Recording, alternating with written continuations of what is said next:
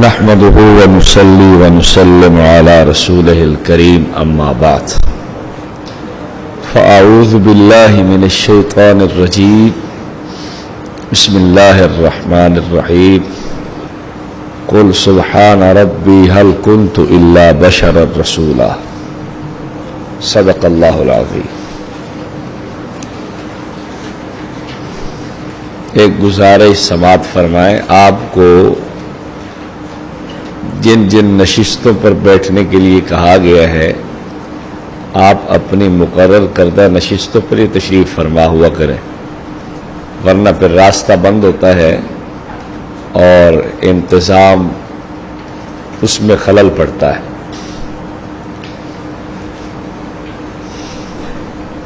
ہندوستان میں انگریز جب آیا ہے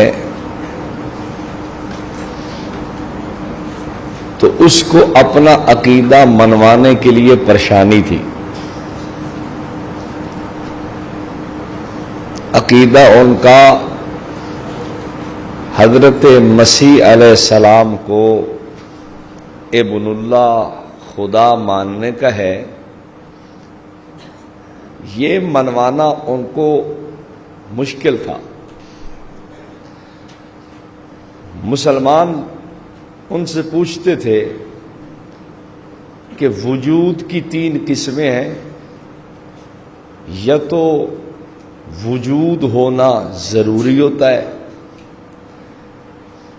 یا وجود ہونا ممکن ہوتا ہے، ہو یا نہ ہو دونوں صورتیں برابر، یا وجود ہونا ممتنع ہوتا ہے، جیسے اللہ کا شریک، وہ تو بالکل ممتنع ہے لیکن دو صورتیں بچ گئی، یا وجود ممکن ہوگا یا وجود واجب ہوگا۔ مسلمان عیسائیوں سے پوچھتے تھے کہ تم مسیح علیہ السلام کو ممکن الوجود مانتے ہو یا واجب الوجود مانتے ہو؟ اگر مانتے ہو واجب الوجود تو مسیح علیہ السلام کا تو پھر قدیم ہونا چاہیے، ضروری ہے وہ ہمیشہ سے ہو، جبکہ ان کا تو بی بی مریم سے پہلے کوئی وجود نہیں۔ اور اگر آپ کہتے ہو ممکن الوجود تو خدا واجب الوجود ہے، پھر یہ خدا کا بیٹا کیسے بن سکتے ہیں؟ اس لیے کہ والد اور ولد کے لیے جنسیت ایک طرح ہونا ضروری ہے، تو خدا واجب الوجود ہے، اس کا وجود یا اس کا موجود ہونا یہ ضروری ہے، اور انسان ممکن الوجود ہے، انسان کا موجود ہونا ضروری نہیں، ہو بھی سکتا ہے نہیں بھی ہو سکتا۔ عیسائیت بڑی پریشان تھی، اللہ بھلا کرے وہ یہی کہتے ہوں گے مولانا رضا خان صاحب کا، انہوں نے کہا کہ یہ کوئی مسئلہ ہے، میں تمہارا کام سیٹ کر دیتا ہوں۔ ان کی سوچ بھی یہ تھی کہ کوئی مسلمان ایسا اٹھے جو مسلمانوں کے اندر اپنے نبی کے متعلق ایسا تصور پیش کرے تو پھر ہمیں اپنی بات سمجھانی آسان ہو جائے گی۔ تو مولانا رضا خان صاحب میدان میں آئے، انہوں نے ایک بات کہی، کہنے لگے واجب میں ابدیت کہا، ممکن میں یہ قدرت کہا، حیران ہوں یہ بھی خطا، یہ بھی نہیں وہ بھی نہیں۔ کہنے لگے کہ نبی پاک صلی اللہ علیہ وسلم کو جب ہم دیکھتے ہیں وہ عبد ہیں، نماز پڑھتے ہیں، سر پیشانی زمین پہ رکھ کے سبحان ربی الاعلی کی صدا لگاتے ہیں، تو ہمیں واجب نظر نہیں آتے، واجب نہیں لگتے، لیکن جب قدرت دیکھتے ہیں تو بہت ساری قدرت ہے، چاند کو پھاڑ ڈالنا، ڈوبے ہوئے سورج کو پلٹا کے واپس لے آنا، انگلیوں سے پانی کا جاری کر دینا، نابینا کو بینا کر دینا، ٹانگ ٹوٹی ہوئی ہے، آپ نے ہاتھ پھیرا ٹھیک ہو گیا، صحابی کا بازو کٹ گیا، حضور نے جوڑا ٹھیک ہو گیا، ایک صحابی کی آنکھ نکل گئی تو حضور صلی اللہ علیہ وسلم نے آپ نے کیا کیا، اس آنکھ کو لگایا۔ رضاخانی علماء کہتے ہیں کہ وہ خدا کی دی ہوئی سے بھی زیادہ چمکتی تھی۔ تو اتنی طاقتیں ہم دیکھ رہے ہیں تو پھر ہم ممکن بھی نہیں کہہ سکتے، یہ ان کی سوچ کہہ رہا ہوں۔ واجب میں ابدیت کہاں، ممکن میں یہ قدرت کہاں، پھر کہتا ہے حیران ہوں، یہ بھی خطا، یہ بھی نہیں، وہ بھی نہیں۔ کہتے کہ میں حیران ہوں اور میں یہی بات کرتا ہوں، نہ ممکن ہے نہ واجب ہے، نہ حضور ممکن ہے اور نہ ہی۔ یہ پہلی ایک 1400 سالہ تاریخ میں عقیدہ اسلامیہ پہ ضرب تھی کہ حضور صلی اللہ علیہ وسلم کو ممکنات میں سے نکال کر کچھ واجب کے درجے میں لایا جائے۔ یہ پہلی ایک اینٹ تھی جو فاضل صاحب نے رکھی ہے۔ اب عیسائیت کا رستہ کیسے ہموار ہوا؟ اگر ان سے پوچھو، نبی پاک صلی اللہ علیہ وسلم کو آپ کہتے ہیں کہ خدا کے نور میں سے ایک نور ہے، نور من نور اللہ، خدا کے نور میں سے ہے، کیسے؟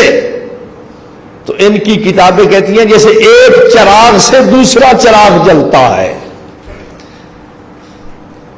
ایک چراغ سے دوسرا چراغ جلتا ہے، ہاں یوں خدا کا نور ہے، لیکن آئے انسانی لباس کے اندر۔ اب عیسائیت کا رستہ ہموار ہو گیا، وہ بھی کہنے لگے کہ مسیح علیہ السلام ہیں خدا کا ابن اور بیٹے ہیں، لیکن آئے انسانی لباس کے اندر ہے۔ لو جی، عیسائیت کا رستہ ہموار ہو گیا۔ 1400 سالہ انسانی تاریخ میں اس عقیدہ بشریت کا انکار کسی نے نہیں کیا، لیکن چونکہ انگریز کو ضرورت تھی تو اس نے کچھ تھوڑی سی ڈالر کی چمک دکھائی ہے، تو اس چمک کے اندر پھر بڑوں کو پسینے آ جاتے ہیں اور بڑے بڑے پھر وہ بہہ جاتے ہیں اس رو کے اندر۔ تو فاضل صاحب بھی اس رو میں بہہ گئے اور اپنا وجود برقرار نہ رکھ سکے۔ ایک بات ذہن میں رکھنا، یہ کہتے ہیں کہ نور من نور اللہ، کیا خدا نور ہے؟ کیوں جی؟ خدا تعالی کی حقیقت نور ہے۔ اللہ نور السماوات والارض، کیا مانا؟ تقریباً مفسرین نے نور کو منور کے معنی میں لیا ہے، نور کو ہادی کے معنی میں لیا ہے۔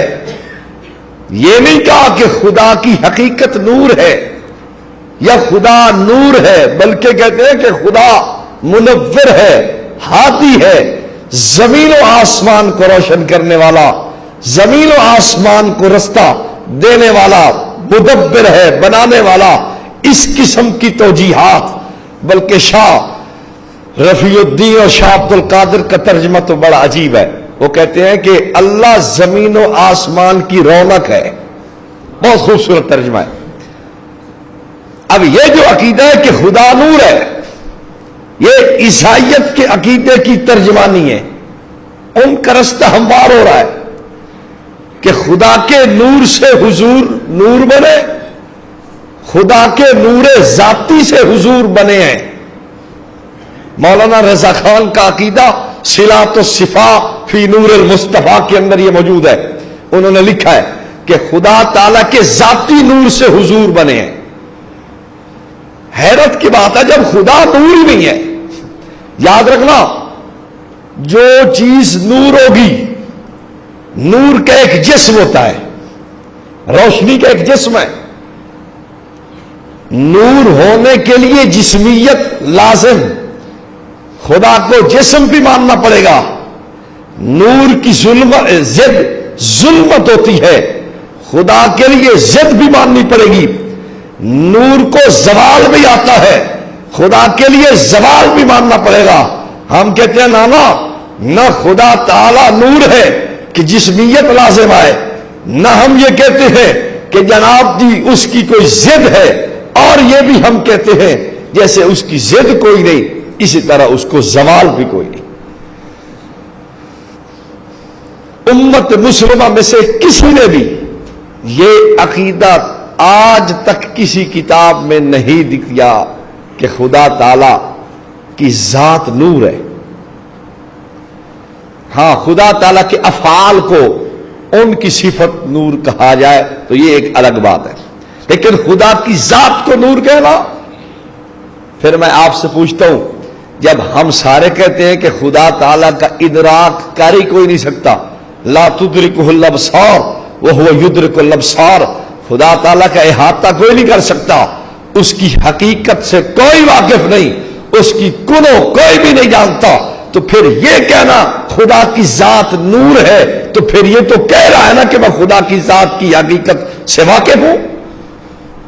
یہ عقیدہ اسلامی نہیں ہے، لیکن عیسائیت کا رستہ ہموار کرنا تھا نا، کہ عیسائیوں کو بھی تو کوئی رستہ ملے، تو یہ ایک نور من نور اللہ کا عقیدہ تراشا گیا کہ حضور خدا کے اس نور ذاتی سے ایک ٹکڑا ہے، حصہ ہے۔ بات ذہن میں آئی؟ 1400 سالہ اسلامی تاریخ میں نہ کسی مفسر نے نہ کسی محدث نے یہ سوچ پیش کی ہے کہ خدا نور ہے، خدا کی ذات نور ہے اور اس سے حضور صلی اللہ علیہ وسلم جدا ہوئے ہیں، یہ تصور 1400 سالہ تاریخ میں کسی نے پیش نہیں کیا۔ یہ مولانا رضا خان صاحب کی ہمت تھی کہ پوری امت مسلمہ کے سامنے کھڑے ہو گئے اور سب کے سامنے کھڑے ہو کر ایک نیا عقیدہ متعارف کرایا اور اسلامی عقیدہ، عقیدہ بشریت کو جڑ سے اکھیڑ دیا۔ اب الٹا چور کتوال کو ڈانٹے، ایک تو خود آپ نکلے ہیں اہل سنت کے موقف سے پرے، اور حیرت ہے بھی یہی اور حقیقت ہے بھی یہی۔ دیکھیں، اہل سنت آ رہے تھے، چلتے آ رہے تھے، حضرت حاجی امداد اللہ مہاجر مکی رحمت اللہ علیہ پرانے بزرگ ہیں، حضرت نانوتوی، حضرت گنگوئی رحمہم اللہ ان کے مرید ہیں، خلفاء ہیں، سلسلہ چل رہا ہے۔ آگے چل کر اعلی حضرت میدان میں آئے اور وہ اس رستے سے الگ ہو رہے ہیں۔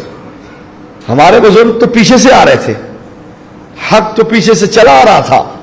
یہ ایک نئی سوچ پیدا کرنے والے یہ مولانا صاحب ہیں، جنہوں نے کہا کہ نہیں جی نہیں، ہم آپ کے ساتھ کھڑے نہیں ہو سکتے، ہم ایک الگ اپنی بنیاد، اپنا عنوان اور اپنا تشخص قائم کریں گے، ہم آپ لوگوں کے ساتھ نہیں چل سکتے۔ امت سے جدا ہونے کی سوچ اور فکر تو آپ کے اندر پیدا ہوئی ہے، پہلے تو امت ساری کٹھی آ رہی تھی۔ اب بجائے اپنے اس فعل پہ نادم ہوتے ہم پر الزام لگانا، یہ نبی کو بشر کہتے ہیں، نبی کو انسان کہتے ہیں، یہ نبی کے بارے میں یہ سوچ رکھتے ہیں کہ نبی بشر ہے۔ اللہ تعالیٰ انہیں سمجھ عطا فرماوے۔ ایک آدمی کہنے لگا، مولوی صاحب انبیاء کو بشر تو شیطان کہتا ہے، بشر تو شیطان نے کہا، اسجد لبشر خلقتہ من طین، میں اس انسان کو سجدہ کروں جو تو نے مٹی سے بنایا ہے؟ یہ نبی کو بشر کہنا یہ تو شیطان کا کام ہے۔ حالانکہ ایک عقیدہ قطعی تھا، قرآن کی نصوص سے ثابت ہے اور قطعیات میں سے ہے اور صحت ایمان کی شرط ہے، جیسا کہ علامہ آلوسی نے بھی لکھا ہے۔ علامہ عراقی سے پوچھا گیا کہ کیا یہ ایمان کی صحت کی شرط ہے کہ حضور کو بشر مانا جائے؟ انہوں نے کہا ہاں، لیکن کہنے ہمیں لگ گئے کہ آپ نے بشر کہا ہے، آپ تو شیطان کے رستے پہ ہیں۔ اب آپ خود دیکھیں، شیطان نے جو بشر کہا حقارت کی نظر سے کہا یا تعظیم کی نظر سے کہا؟ حقارت سے کہا. اس نے کہا انا خیر منہ، میں اس سے بہتر ہوں، یعنی یہ تو گھٹیا ہے مجھ سے، یہ مجھ سے اعلیٰ نہیں، میں اعلیٰ ہوں، انا خیر، میں بہتر ہوں اس سے، یہ مٹی سے بنا گھٹیا ہے، حقیر ہے، اس کی وہ عظمت نہیں، میری شان زیادہ ہے، میرا مقام زیادہ ہے.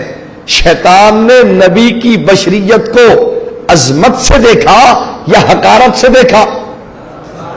فرشتوں نے نبی کی بشریت کو عظمت کی نظر سے دیکھا، شیطان نے نبی کی بشریت کو حقارت کی نظر سے دیکھا. اس لیے فرشتہ جھک گیا، شیطان اکڑ کے کھڑا ہے. اگر آپ تھوڑی سی توجہ کریں تو میں ایک بات اور کہوں آگے. آج کچھ دوستوں کو بھی تکلیف ہوتی ہے کہ نبی کو بشر نہیں ماننا چاہیے، تو پھر کیا کہیں؟ وہ جی بشریت تو گھٹیا چیز ہے، بشریت تو اعلیٰ نہیں ہے یار، بشریت تو بس ایک بہتر چیز نہیں ہے. اب آپ سے میں پوچھتا ہوں کہ جو نبی کی بشریت کو حقارت کی نظر سے دیکھتا ہے، شیطان کے پیچھے یہ کھڑا ہے یا کوئی اور کھڑا ہے؟ لوگوں کو کہنا کہ آپ شیطان کے پیچھے ہیں اس لیے کہ نبی کو آپ بشر مان رہے ہیں، یہ کہنے سے کوئی تھوڑا پیچھے لگے گا. بھائی نبی کی بشریت کو شیطان نے بھی حقارت سے دیکھا، اور نبی کی بشریت کو آج بھی کوئی گھٹیا اور حقارت اور حقیر چیز سمجھے کہ نہیں نبی کو بشر نہیں ہونا چاہیے. تو اب آپ بتائیں یہ شیطان کی سوچ کا حامل ہے یا نہیں ہے؟ یہ تو شیطانی سوچ ہے، اسلام کی یا مسلمان کی سوچ نہیں ہو سکتی. اب اگلی بات، اللہ نے نبوت کو بشریت میں کیوں رکھا ہے؟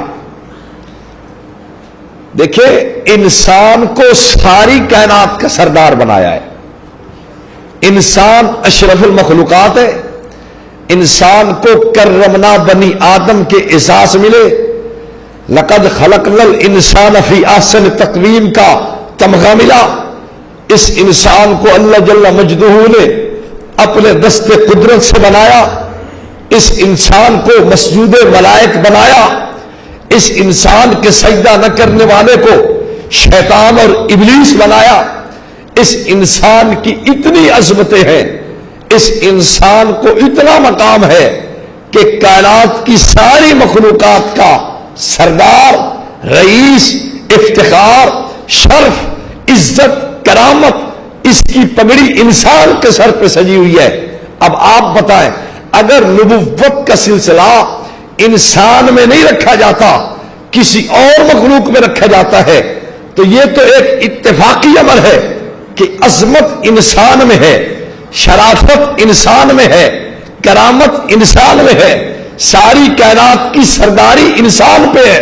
تو جب ساری کائنات کا سردار انسان ہے تو پھر نبوت بھی تو سرداری ہے نا، نبوت بھی تو ایک بہت بڑا اعزاز ہے نا. یہ انسانوں میں سجتا ہے یا فرشتوں میں سجتا ہے؟ ایک بات. دوسری بات، اللہ نے نبوت انسانوں میں کیوں رکھی؟ انسان ہی وہ شخصیت ہے جو اللہ سے لے بھی سکتا ہے، مخلوق کو دے بھی سکتا ہے. فرشتہ ٹھیک ہے معصوم ہے، ٹھیک ہے عصمت کا حامل ہے، ٹھیک ہے عصمت سے متصف ہے، لیکن فرشتہ خدا سے لے تو سکتا ہے، مخلوق کو دے.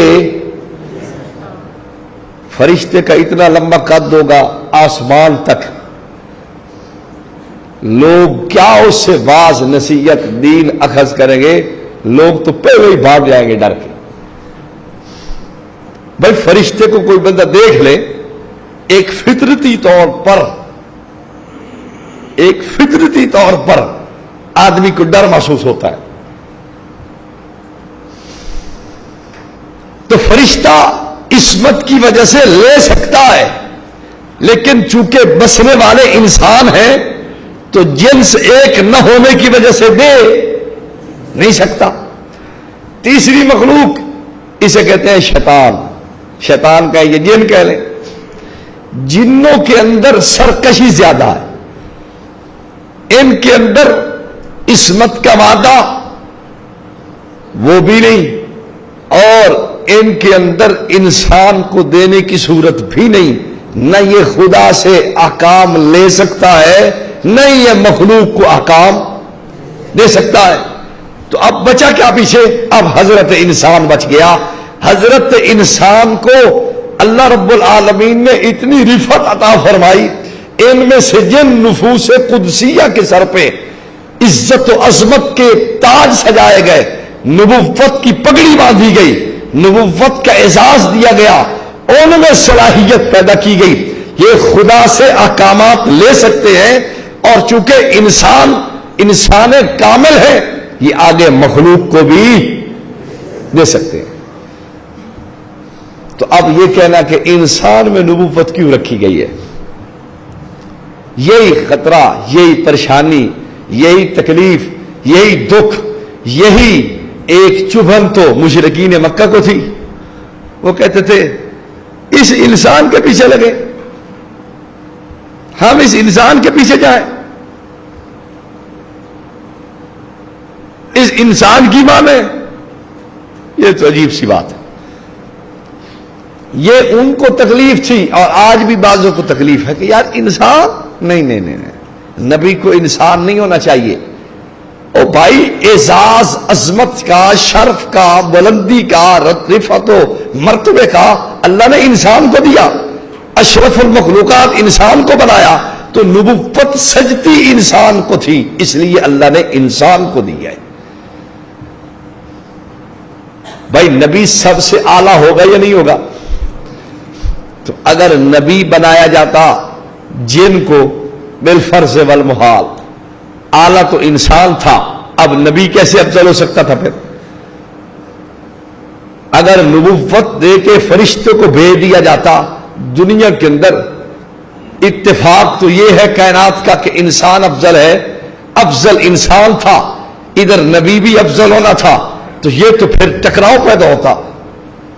تو بہرحال یہ بات ذہن میں رکھے جو میں نے عرض کی ہے کہ یہ سوچ مسلمان کی نہیں، یہ شیطان کی سوچ تھی کہ بشریت حقارت کی چیز ہے، فرشتہ اور فرشتہ صفت لوگ مانتے ہیں کہ بشریت عظمت کی چیز ہے، بشریت قدر و رفعت کی چیز ہے، شان و مقام اور بلندی کا مقام ہے، یہ بہت بڑا اعزاز ہے اللہ رب العالمین کی طرف سے، یہ کوئی عام چیز نہیں ہے۔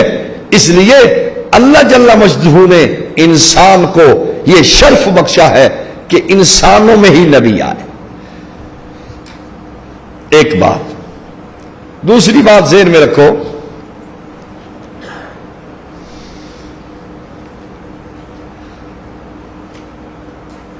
ہمارے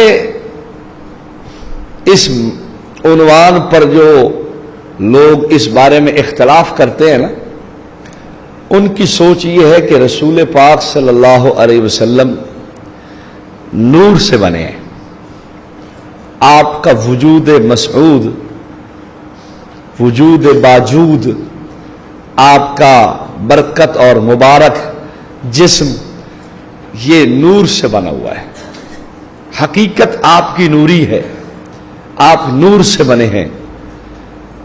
وہ کہتے ہیں کہ کمال نور سے بننا ہے، مٹی سے بننا کمال نہیں ہے۔ اس پہ ذرا غور کرنا۔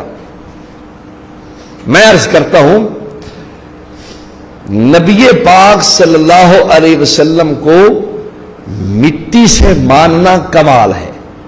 اس پہ میری پچھلی گفتگو بھی آپ کو کام دے گی جو میں ابھی کر چکا ہوں۔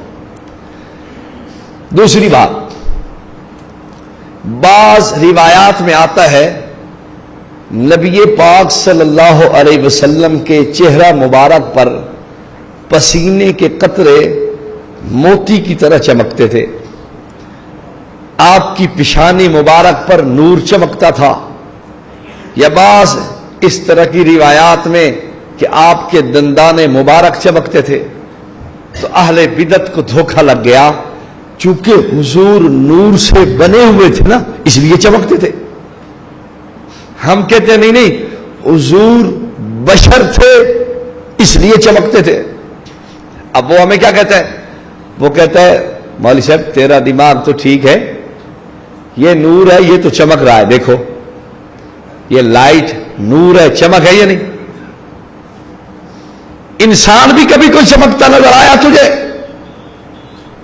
میں نے کہا نہیں. تو پھر میں نے کہا یہی تو تجھے سمجھانا چاہتا ہوں، یہ لائٹ، اس روشنی کا، اس بلب کا، اس ٹیوب کا چمکنا یہ کمال نہیں، یہ اس کی فطرت ہے. یہ کیا ہے؟ اس کی فطرت ہے. پنکھا چل رہا ہے، اس کا کیا کمال ہے؟ یہ اس کی خلقت ہے، فطرت ہے. ایک کبوتر اڑ کے جا رہا ہے، یہ اس کی کیا ہے؟ فطرت ہے نا، یہ کمال ہے. مکھی اڑ رہی ہے، یہ کمال ہے نا، یہ اس کی خلقت ہے، فطرت ہے، اس کی طبیعت ہے. کمال تو تب ہوگا جب خلاف طبیعت کام ہو. ہاں ہم یہ دیکھیں کہ کوئی رضاخانی عالم دیگ حلوے کی سڑک پہ لے کے اڑتا چلا جا رہا ہو کہ اس علاقے میں غریب نہیں ہے، میں ادھر جا کے بانٹوں گا، ادھر بہت غریب رہتے ہیں. اڑتا جا رہا ہے تو ہم کہیں یار کمال ہے، اڑ تو رہا ہے نا. دیکھو کیسا کمال ہے اس کا. آج تک انسان کبھی نہیں اڑے تھے، لیکن یہ اڑتا جا رہا تو بڑا کمال ہے. چڑیا کا اڑنا کمال نہیں، کبوتر کا اڑ جانا کمال نہیں، یہ فطرت ہے، یہ طبیعت ہے، یہ خلقت ہے. اب آپ دیکھ رہے ہیں ٹیوب روشن ہے اور چمک رہی ہے، یہ اس کا کمال ہے یا فطرت ہے؟ یہ اس کی طبیعت ہے یا کمال ہے؟ یہ اس کی خلقت ہے یا کمال ہے؟ کوئی کمال نہیں ہے. کمال تو تب ہوتا کہ دیوار روشن ہو جاتی، کمال تو تب ہوتا کہ پنکھا روشن ہو جاتا، کمال تو تب تھا کہ ٹیوب ہوا دیتی. ہم کہتے یار کمال ہے ٹیوب لیکن ٹھنڈی ہوا دے رہی. وہ ہمارا ایک جٹ آدمی گیا عمرے پہ تو کہتا ہے کہ یار کمال تھا. جٹ آدمی کہنے لگا مسجد نبوی کے ستونوں سے ٹھنڈی ٹھنڈی بھاپ نکلتی تھی. یار بڑا کمال. اب انہوں نے اے سی فٹ کی ہوا ہے تو ستونوں سے ہوا آتی ہے، وہ اے سیوں کی، تو وہ کیونکہ اے سی اندر رکھے ہوئے ہیں تو کہتے یار کمال ہے، بڑی بہت بڑا کمال میں نے دیکھا، مسجد نبوی کے ستونوں سے ٹھنڈی ٹھنڈی بھاپ نکل رہی تھی. بھائی کمال تو فطرت نہیں، خلاف فطرت ہوا کرتی ہے. اب میں آپ سے پوچھتا ہوں نور کا چمکنا فطرت ہے یا کمال ہے؟ فطرت ہے. اب ادھر آؤ، نبی پاک صلی اللہ علیہ وسلم کے وجود مبارک پر، پیشانی مبارک پر چمک کا ہونا، یا آپ صلی اللہ علیہ وسلم کے دندان مبارک پہ چمک کا ہونا، یا آپ صلی اللہ علیہ وسلم کے پسینہ مبارک کا موتی کی طرح چمکنا، اگر میں کہوں کہ چونکہ نور سے بنے ہوئے تھے پھر کمال نہیں بنے گا، پھر فطرت بنے گی. کمال بنتا ہے تب جب حضور کو بشر کا نہ پسینہ موتی کی طرح چمکتا ہے، بشر کے نہ پیشانی پہ نور ہوتا ہے، نہ اس کے دندان مبارک چمکدار ہوتے ہیں. تو پھر میں کہوں گا اہل سنت دیوبند والا حضور کو بشر مان کے چمکدار مانتا ہے، ان کا عقیدہ کمال والا ہے، تیرا عقیدہ کمال والا نہیں. اور ایک بات دیکھو، ایک آدمی مجھے کہنے لگا دیکھو یار حضور صلی اللہ علیہ وسلم معراج پہ تشریف لے گئے تو معراج پہ جانا نور تھے تو دیکھو نوریوں کی طرح آ گئے اور چلے گئے، اور روز نوری آتے جاتے تھے نہیں، فرشتہ آ رہا ہے کبھی جا رہا ہے، آ رہا ہے کبھی جا رہا ہے، پلک جھپکنے میں آیا، پلک جھپکنے میں چلا گیا. تو دیکھو نور تھے تو چلے گئے نا. میں نے کہا نہیں، نور بن کے جانا کمال نہیں. کیوں؟ یہ نور کا پلک جھپکنے میں آنا اور چلا جانا یہ فطرت، یہ خلقت، یہ طبیعت، یہ عادت. کمال تو تب بنے گا جب آقا دو عالم صلی اللہ علیہ وسلم کو آپ بشر مان کے پھر معراج پہ جانا مانو. اہل سنت دیوبند والا کمال مانتا ہے، تو کمال کا منکر ہے، لیکن مجھے سمجھ نہیں آتی نبی کا بے ادب بھی میں ہوں تو پھر عاشق ہے. بے ادب بھی ہم ہیں لوگ کہتے تم بے ادب ہو. تو میں نے کہا ہم کمال ماننے والے حضور کے کمال کی بات بھی ہم کریں, لیکن عجیب دنیا کا انصاف ہے, بے ادب بھی ہمیں کہتے ہیں. جو نبی کا کمال نہیں مانتا عاشق وہی بنا ہوا ہے. عاشق صاحب ہے کہتا ہے ملتان جانیا اور قربان جانیا. میں چومنے چاٹنے والا مذہب ہے, تو چومنا چاٹنا ویسے اچھا لگتا. حضرت جی حضرت جی حضرت جی, بس چومنا چاٹنا ہے, بس وہ لوگ سمجھتے بڑا زبردست. یار دیکھو کیسی عقیدت. تو میں نے کہا چومتا جا بلا فصل, ہم تجھے روک رہے ہیں. شروع کر پاؤں سے اور بلا فصل و فرق و.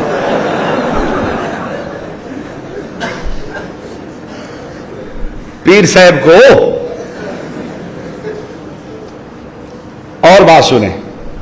ایک مولوی صاحب دلیل دینے لگا, کہتا ہے تم کہتے ہو کہ غیر جنس ایک جنس سے دوسری جنس پیدا نہیں ہو سکتی.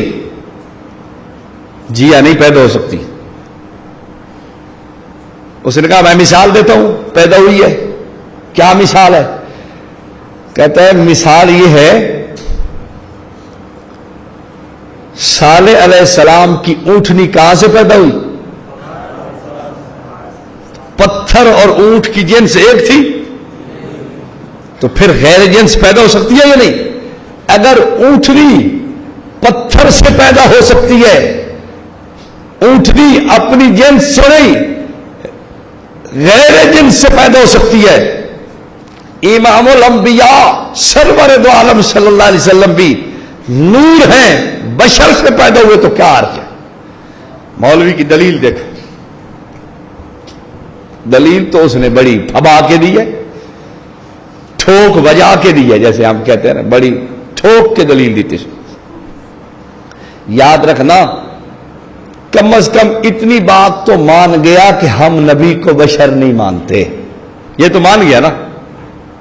وہ کہتا ہے کہ نور پیدا ہوئے, لیکن کس سے؟ غیر جنس ہے نا. جنس نوری, اور پیدا کس سے ہوئے؟ جب پوری کائنات کا اس پہ اتفاق ہے کہ کائنات میں افضلیت کا تاج صرف انسان کے سر پہ ہے, تو اس میں نبی کی عظمت کو چار چاند لگایا, یا حضور کی بے ادبی کیا اس نے؟ بھائی نور مان کر حضور کا درجہ گھٹایا ہے یا بڑھایا ہے؟ کہ حضور نور سے پیدا ہوئے ہیں, نوری تھے, تو یہ تو درجہ گھٹا رہا ہے. خوش بیٹھا تھا کہ میں نے دلیل دے دی ہے. دوسری بات, ان کے مولویوں نے اپنی کتابوں میں لکھا ہے, تفسیر نعیمی کتب خانہ سے چھپی ہے, اس کے صفحہ نمبر 345 پہ لکھا ہے, نبی پاک صلی اللہ علیہ وسلم کے لیے ہلکی مثالیں لانا کفر ہے. ہلکی مثالیں, عام سی مثالیں حضور کے لیے دینا کیا ہے؟ کفر ہے. تو میں نے کہا اب اپنا تھوڑا سا خود ہی خیال کر لو, حضور کی نورانیت کو ثابت کرنے کے لیے مثال کس کی لا رہا ہے؟ اونٹنی کی لا رہا ہے. ہمیں اعتراض بڑا کرتے ہیں, آپ نے جی یہ لفظ ایسا سے تشبیہ بڑی غلط دی ہے جی, مثال آپ اچھی نہیں لے آئے, مثال ٹھیک نہیں ہے جی. اگر ان کی مثالیں اور لفظ ایسا دیکھنے ہیں نا آپ نے, تو آپ اس فائل کا مطالعہ کرنا جو عبارات اکابر کی فائل ہے, آپ کو پتہ چل جائے گا. مفتی احمد یار نعیمی نے کتنی کتنی مثالیں اور لفظ ایسا اتنی چیزوں کے اندر کھڑا کیا ہے کہ حضور صلی اللہ علیہ وسلم کو ان کے ساتھ تشبیہ دیتے ہوئے شرم آتی ہے. میں بیان نہیں کر سکتا, آپ اس کو پڑھ لینا. تو خیر, دوسری کتاب, ایک کتاب اور چھپی تھی, ایک مولوی ہے ان کا, اس نے ایک مناظرہ کیا اور وہ مناظرے کی رویداد چھپ گئی. رویداد مناظرہ گستاخ کون. اس میں لکھا ہوا ہے کہ کسی بڑی جنس کے ساتھ گٹیا جنس کا ذکر کرنا یہ اس جنس کی توہین ہے. حضور صلی اللہ علیہ وسلم تو بڑے اعلیٰ, اور آپ کے ساتھ ذکر کیا جا رہا ہے کس کا؟ اونٹنی کا. تو یہ حضور صلی اللہ علیہ وسلم کی ذات کی توہین ہے. یہ ان کے اپنے فتوے سے. بری تمثیلات اور تشبیہات کے لیے بھی آپ اسی عبارات اکابر کا مطالعہ کریں. اس کا آخری حصہ جو ہے حکیم الامت مجدد دین و ملت الشاہ اشرف علی تھانوی رحمۃ اللہ علیہ کے حوالے سے اس کو مطالعہ کرنا. وقت نہیں تھا ورنہ میں اس پہ بھی کچھ کلام عرض کرتا. اگر اب یہ شروع کر دیتا تو پھر یہ پھیلے رہ جاتی. تو بہرحال اور ذرا توجہ فرمائیں.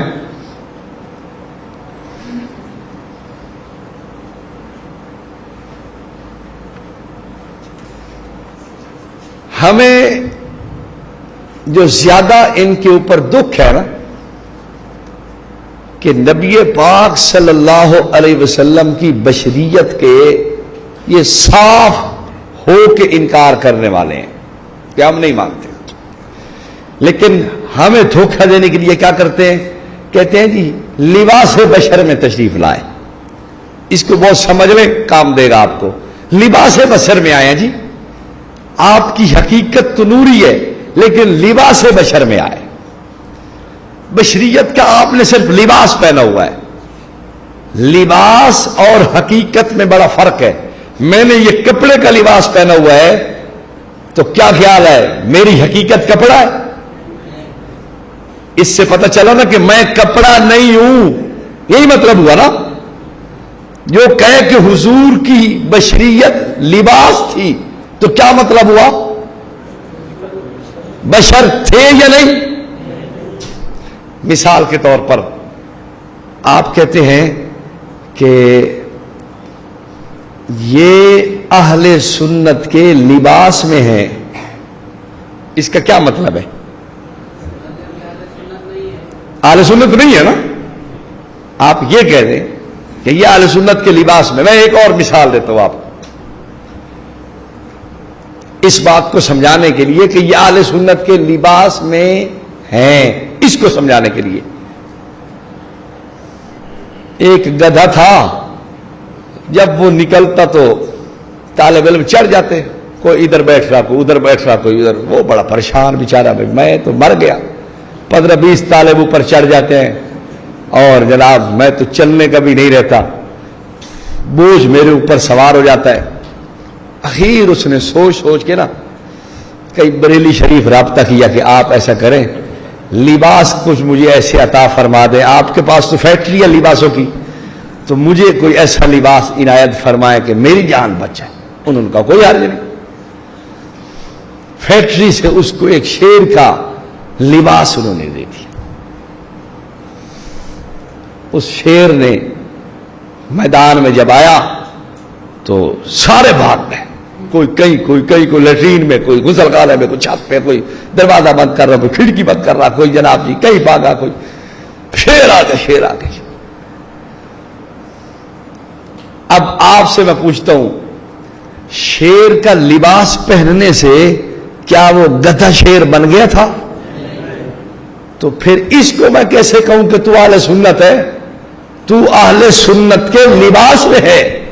جیسے گدھا شیر کے لباس میں آئے تو شیر نہیں بنتا, تو اہل سنت کے لباس میں آئے تو سنی نہیں بنتا.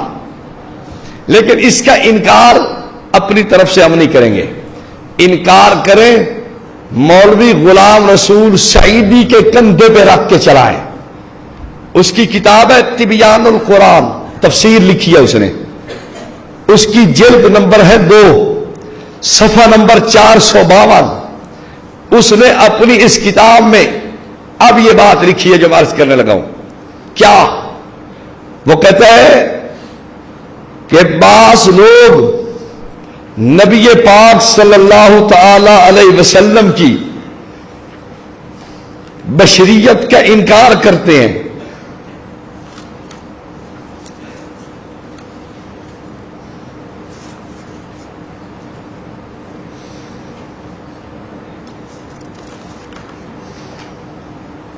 ہاں جی بس ٹھیک ہے. جو جلد 2 صفحہ 453, میں نے کہا شاید کوئی جلد کا مغالطہ نہ لگ جائے. بعض لوگ نبی پاک صلی اللہ علیہ وسلم کی بشریت کا انکار کرتے ہیں اور وہ کہتے ہیں کہ حضور کی بشریت ایک لباس تھی. کیا کہتے ہیں وہ؟ بشریت ایک لباس تھی. تو اب آپ آج سے پوچھو، آپ کے اس عالم نے جس کی کتابوں کی تصدیق پوری ملت رضویہ کر رہی ہے، رضاخانیت پاکستان کی پوری اس کی پشت پہ ہے، وہ کہتے ہیں کہ بعض لوگ سیدنا محمد صلی اللہ علیہ وسلم کی بشریت کا انکار کرتے ہیں، انسان اور بشر نہیں مانتے. وہ کہتے ہیں کہ آپ کی حقیقت نور ہے، بشریت ایک لباس ہے یا پردہ ہے. تو اب آپ سے میں پوچھتا ہوں، لباس بشریت کو انکار بشریت مان رہا یا نہیں مان رہا؟ تو یہ جتنے دعوے کرنے والے لوگ تھے کہ حضور کی بشریت تو ایک لباس ہے، حضور لباس بشریت میں آئے، آپ کی حقیقت نوری ہے، آپ لباس بشر میں تشریف لائے، تو میں آپ سے پوچھتا ہوں کہ یہ بشریت کا انکار کر رہے ہیں یا نہیں کر رہے؟ لیکن عوام الناس کو باور کرانے کے لیے کہ ہم تو بشر مانتے ہیں، نہیں جی نہیں، ہم تو بڑے چاہنے والے ماننے والے ہیں، ہم تو بڑے عاشق ہیں اور بڑے مطلب ہے، بس ہم تو فدا ہیں، قربان ہیں، بس ہم کیا کہیں، دل و جان سے ہم تو تڑپ رہے ہیں. ہمارا سینہ چیر کے دیکھو، ہمارے سینہ میں حضور کا نام لکھا ہوا نظر آئے گا، ہمارا دل آپ کی محبت سے معمور ہے، بھرا ہوا ہے. ہم تو سوتے جاگتے تذکرہ کرتے ہیں، ہماری تو ایک ایک سانس ایک ایک آہٹ میں حضور صلی اللہ علیہ وسلم کا ذکر خیر ہوتا ہے. لیکن رسول پاک صلی اللہ علیہ وسلم کو مانتا لباس بشر میں ہے. زبان سے کہنے سے کیا فرق پڑتا ہے؟ کچھ تو بندے کی حقیقت بھی ہونی چاہیے. وقت ملا تو انشاءاللہ کل میں یہ میلاد شریف اور سنت بدعت پہ گفتگو کروں گا، پھر آپ دیکھنا کہ ان کے عشق کا کس طرح ہم لباس یا نقاب اتار کے دکھاتے ہیں کہ عاشقوں کو ذرا دیکھ لیں آپ. تو یہ جو کہہ رہے تھے کہ لباس بشریت میں تشریف لائے، ان کے گھر کے جید عالم نے کیا کہا کہ یہ کیا ہے؟ انکار. لباس بشریت کیا ہے؟ اس کے علاوہ دو کتابوں کے اندر صاف صراحتاً انہوں نے کہا ہے کہ ہم بشر نہیں مانتے. ایک کتاب کا نام ہے انوار قمریہ صفحہ 94، اور ایک کتاب کا نام ہے مصلحانہ کاوش بجواب مخلصانہ کوشش.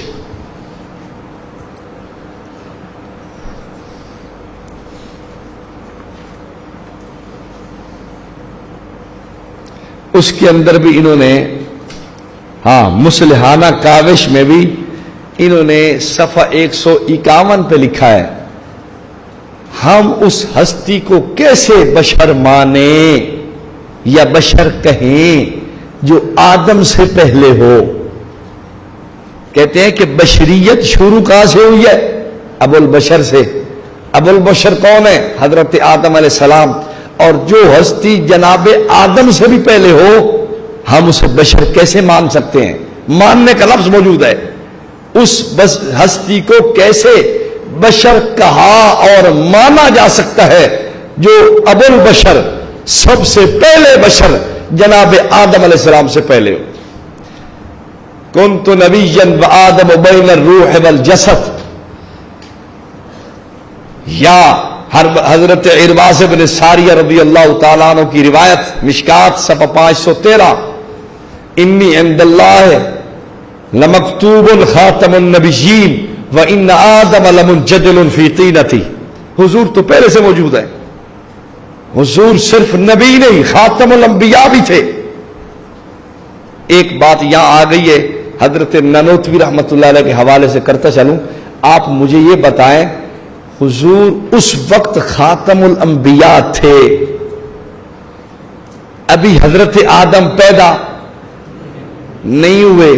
آپ مجھے بتائیں 1,00,000 کم و بیش 24,000 انبیاء تشریف لائے تو حضور کی ختم نبوت میں فرق کیوں نہیں آیا؟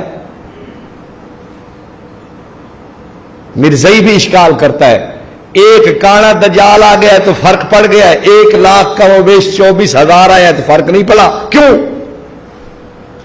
مسلمان پریشان ہو جاتے. خیال رکھنا. اب حضرت ننوتوی کا مفہوم ذہن میں رکھیں. انہوں نے فرمایا تھا خاتم کے 2 مفہوم ہیں، ایک ساری کائنات سے افضل اور ایک سارے نبیوں سے آخر میں آنا. جو انی عند اللہ لمکتوب خاتم النبیین میں ختم نبوت ہے، وہ یہ رتبی ختم نبوت تھی کہ حضور سارے نبیوں سے کیا تھے؟ اعلیٰ تھے، افضل تھے، برتر تھے، سب سے زیادہ شان و مقام والے تھے. اور یہ جو آخر میں آنا ہے، یہ حضور کے تشریف لانے کے بعد یہ وصف قرآن نے بیان کیا. ما کان محمد ابا احد من رجالکم ولکن رسول اللہ وخاتم النبیین. یہ ختم نبوت جسے زمانی کہتے ہیں یہاں ملی ہے، وہاں جو ختم نبوت تھی اسے ختم نبوت رتبی کہتے ہیں. حضرت ننوتوی کے مفہوم کو مانے بغیر گاڑی چلتی نہیں ہے. خیر میں عرض کر رہا تھا آپ کی خدمت میں کہ یہ 2-3 اقوال کتابوں میں ہمیں نظر آتے ہیں. انہوں نے کھول کے لکھا ہے شرح صدر کے ساتھ کہ اس ہستی کو بشر کیسے مانا اور کہا جائے جو ابو البشر، سب سے پہلے بشر، جناب آدم علیہ السلام سے بھی پہلے ہو. ہمارا جواب یہ ہے اگر نبی پاک صلی اللہ علیہ وسلم کا وجود مبارک اس وقت تھا تو پھر تو آپ کی بات ٹھیک ہے، لیکن اس وقت تو حضور کی روح کی بات ہو رہی ہے. اس وقت کیا چیز تھی؟ روح مبارک. اور صرف حضور کی روح نہیں، سارے نبیوں کی روحیں تھی، ساری کائنات کی روحیں پیدا ہو گئی تھی، لیکن حضور کی روح سب سے پہلے پیدا ہوئی ہے. ساری روحوں سے پہلے آقا دو عالم صلی اللہ علیہ وسلم کی روح پیدا ہوئی ہے. تو بات روح کی ہے، بشریت تو بعد میں آئی ہے. بشریت واقع جناب آدم سے شروع ہوئی ہے. باقی حضور کا یہ کہنا کون تو نبی جنب آدم و بین الروح والجسد، میرے آقا کا وجود نہیں تھا، جسم مبارک نہیں تھا. سرکار دو عالم صلی اللہ علیہ وسلم کا جسم مبارک تو سارے انبیاء کے بعد پیدا ہوا ہے. بات سمجھ آئی؟ تو کتنا بڑا دھوکہ دیا. کہتے بشریت تو ادھر سے شروع ہو رہی ہے اور حضور تو بشریت سے پہلے ہیں، لہذا بشر کیسے ہو سکتے ہیں؟ دیکھو دھوکہ، دیکھو ان کا. ایک اور آدمی دھوکہ دینے لگا، کہتا مولوی صاحب بشر کہنے والا کافر ہے. میں نے کہا کیا دلیل؟ قرآن.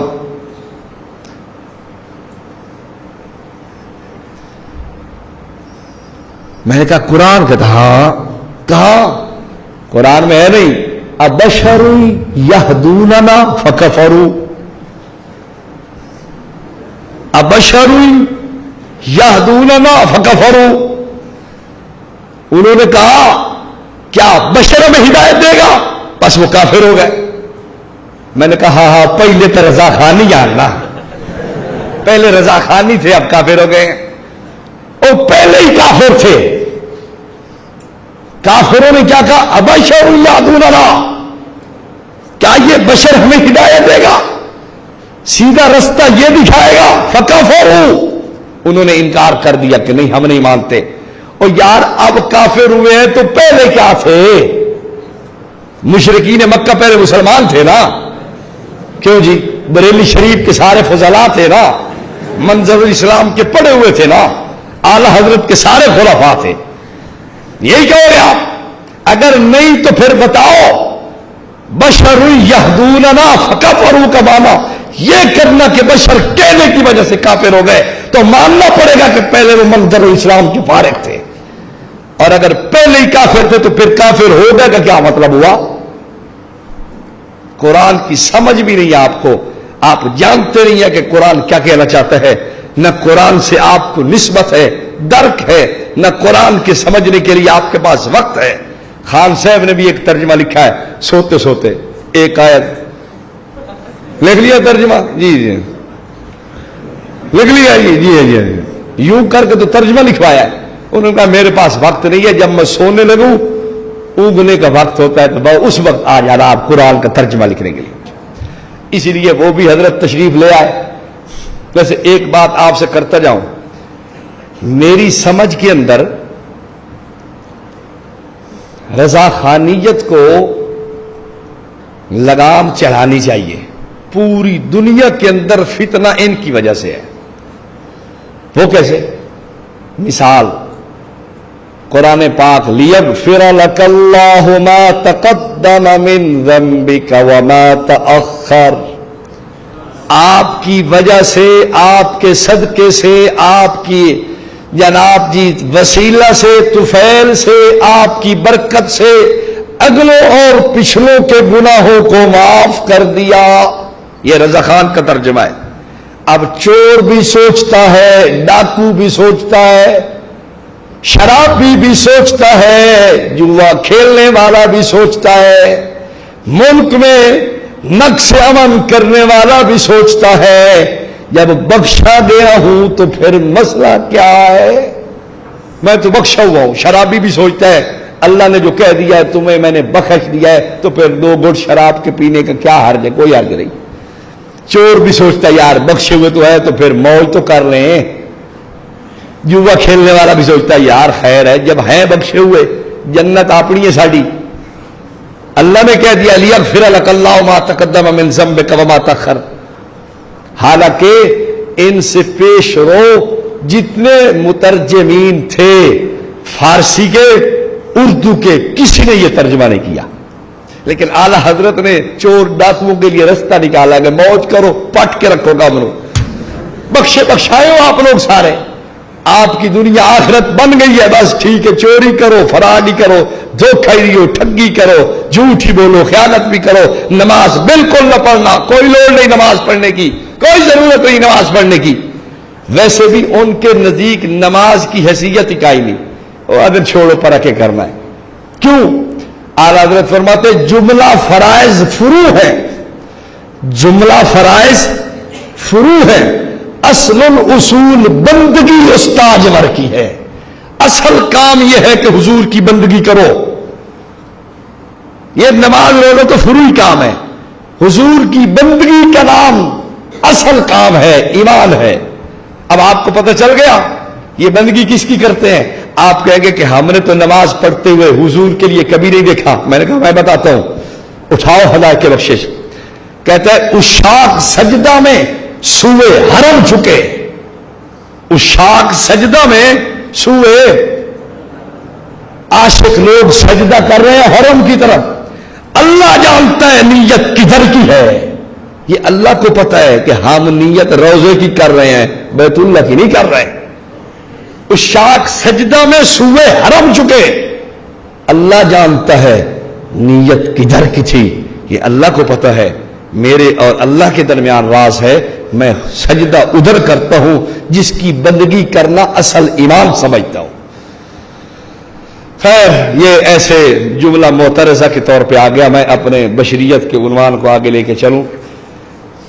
ہماری سمجھ میں یہ بشر مانتے ہی نہیں ہیں.